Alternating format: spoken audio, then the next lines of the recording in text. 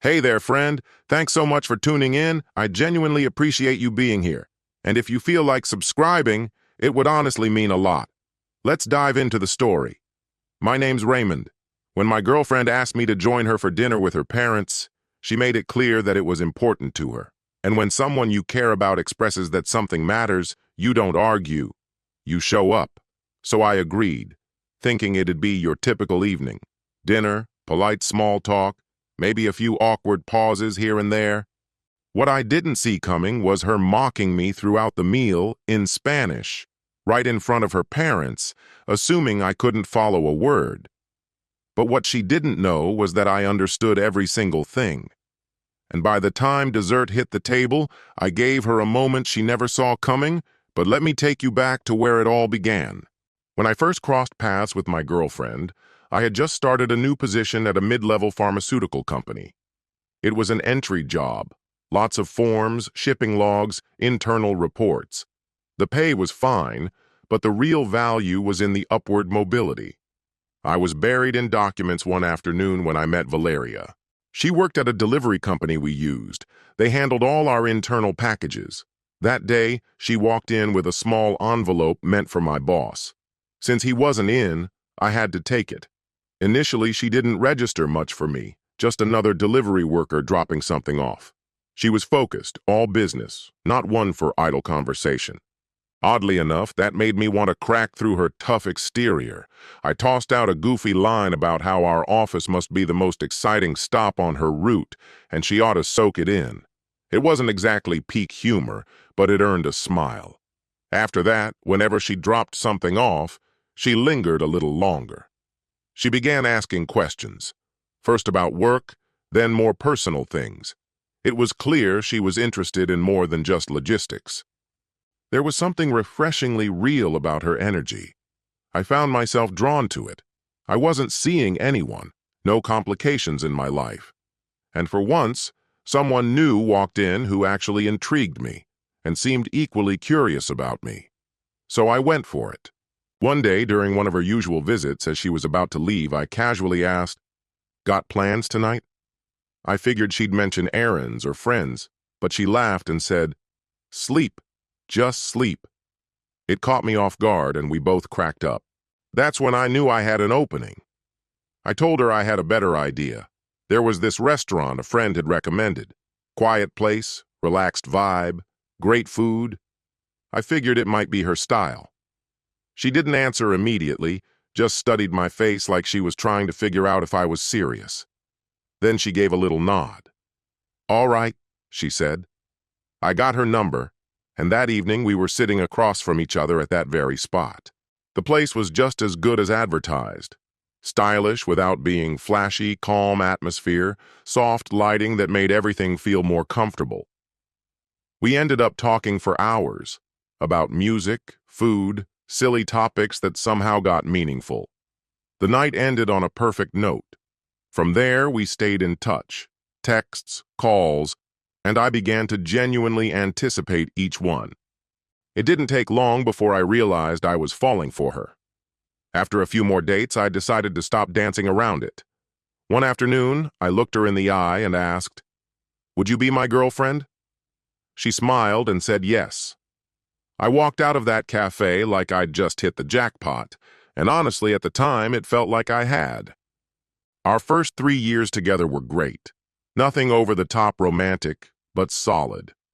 We took small weekend getaways, binge-watched dumb shows, and talked late into the night about everything and nothing. She got along well with my friends, and I came to appreciate even her oddball quirks. Sure, we had arguments now and then, but nothing that made me question our connection. But things started changing after her younger sister got married. I couldn't quite put my finger on it at first, but something felt different. Valeria started making comments about getting married.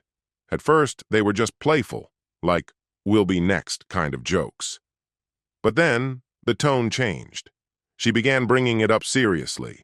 Her parents, her culture, marriage wasn't just a personal choice, it was expected. And that pressure was starting to get to her. I understood where she was coming from. Her family was tight-knit, and tradition carried a lot of weight. That kind of expectation can feel like a boulder on your back, but I also wasn't ready to propose. Not because I didn't love her. I absolutely did. But I had made a promise to myself. I wouldn't propose until I was financially solid. I was close to landing a big promotion, one that came with a real raise, the kind that could help me give her the wedding she dreamed of. So I asked her to be patient with me. I told her I wasn't far from that goal, I just needed a little more time. She said she understood. But after that, something in her began to shift. She started becoming distant. She'd take forever to reply to texts, and sometimes wouldn't respond at all. Her whole vibe with me started to change. It felt like she was present physically, but emotionally checked out.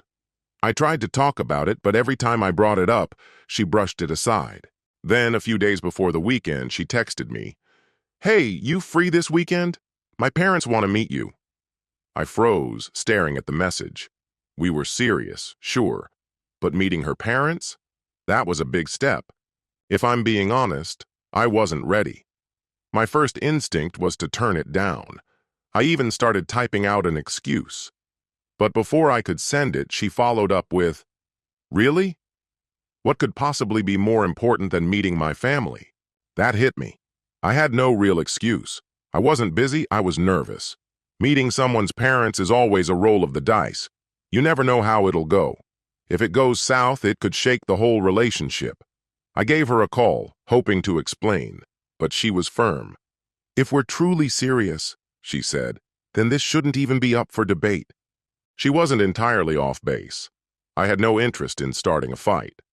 We'd already had a few low-grade conflicts recently, and I wasn't eager to add fuel to the fire. So I gave in and said yes. As soon as I agreed, her entire mood shifted. "Great. They're going to love you," she said with so much certainty it almost convinced me. It eased my nerves a bit, but I still knew I had to be at my best. Meeting the parents isn't something you stroll into casually, so I got to work preparing. I bought a well-rated bottle of wine, picked out a sharp pair of dark jeans, a fitted blazer, and the cleanest pair of dress shoes I owned. I even skimmed through some basic etiquette articles, just to be sure I didn't mess anything up over dinner. When Saturday finally rolled around, I was dressed like I was heading into a boardroom. And in a way, I was. This was a quiet evaluation, a subtle test to prove I was worthy of being with their daughter. I drove over with the wine bottle resting in the passenger seat. Before I got out, I sat in the driveway for a minute, took a deep breath, and gave myself a little pep talk. "Be respectful, be sincere, you've got this." Then I stepped out, walked up to the front door, rang the bell, and waited. Things began pleasantly at Valeria's parents' home. Her parents greeted me warmly, smiles wide as if they'd truly been looking forward to the evening. Her dad shook my hand firmly, and we all went inside. Valeria and her mom slipped off to the kitchen to finish setting up while her father invited me to sit and poured us both a drink.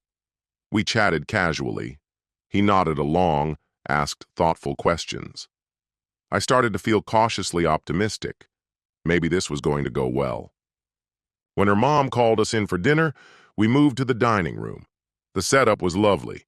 I took a quiet second to appreciate it. I felt glad to be there. At first, everything went smoothly. Her dad led most of the conversation, focusing on my job. I could sense he was evaluating me. I answered carefully, trying to stay relaxed without overthinking every word that came out of my mouth. Then it shifted. Her mother said something in Spanish, and the whole table burst into laughter. Except for me. Now here's the twist. I actually understand Spanish. Not fluently, but enough to follow along. Still, I didn't react. I kept eating, kept my face neutral, pretending I hadn't picked up a thing. But what she said, it cut deep. She basically trashed my career, dismissing it as nowhere near enough to support anyone, especially not her daughter. And their laughter, it wasn't playful, it was biting. Her father chimed in, also in Spanish, saying that out of all the guys Valeria had ever brought home, I seemed the least ambitious. That hit harder than I expected. Then Valeria chimed in herself. She joked that she was just managing me, that I was a warm-up before she moved on to someone with more potential. That moment lodged itself in my memory. I didn't flinch outwardly, but inside I felt like I'd just been publicly humiliated. I'd never felt so small in a room that had pretended to welcome me. At one point, her mother even looked me right in the eyes and, still speaking Spanish, asked if they were sure I didn't understand a word. Valeria laughed, saying I was too clueless to follow the conversation.